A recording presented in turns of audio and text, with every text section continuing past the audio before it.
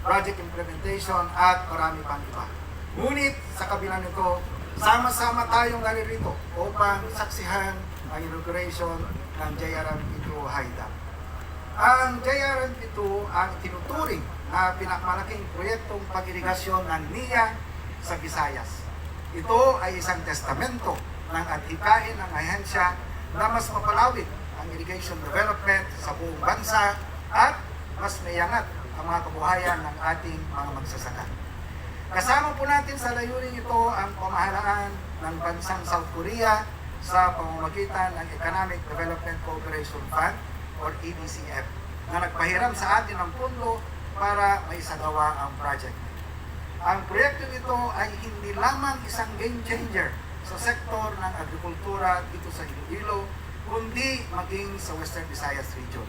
Ito ay makakapaghatid at maasahang serbisyong patubig ng around 32,000 hektarya na lupang pansakahan sa 4 na distrito ng lalawigan.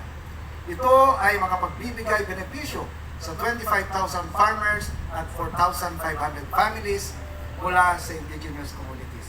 Dahil dito, inaasahang aabot sa halos 71% ang itataas ng production ng palay sa service area ng NIA. Bukod sa irigasyon, ito ay may potential na hydroelectric power at bulk water generation, aquaculture development, ecocultural tourism promotion, flood mitigation, watershed management, at marami pang iba.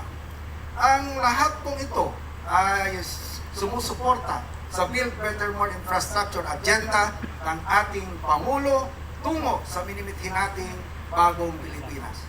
So our hardworking President, your support became the key to the full realization of this project. Ang JRMP Stage 1 ay natapos sa panahon ng inyong ama na si dating Pangulong Ferdinand E. Marcos Sr. at ngayon, ang JRMP2 Stage 2 ay matatapos sa ilalim ng inyong pamumuno.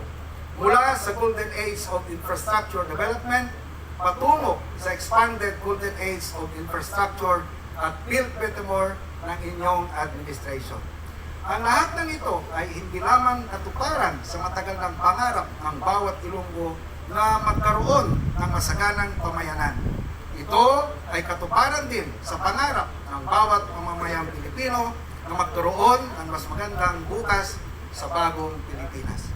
Itong proyektong ito ang malaking patunay na sa pamumuno ng ating mahal na Pangulo, tayong lahat, lalong-lalo na kayo, mga palangga naming mga Ilonggo, ay sama-sama magtataguyod ng mas progresibo at mas masaganang bagong Pilipinas. Salamat.